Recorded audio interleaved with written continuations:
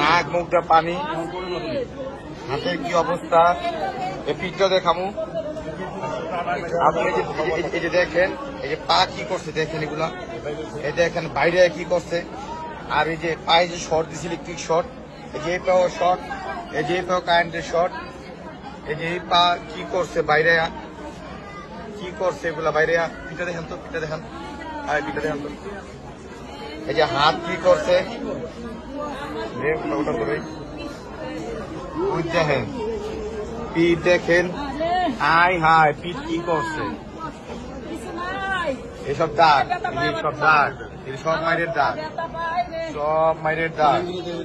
এই যে এগুলা কি করছে, এই যে হাই, এই যে মাজায় কি করছে বাইরে। এই দেখেন কি করছে এগুলা, কি করছে দেখেন, কি কষ্টে মারছে আল্লাহ।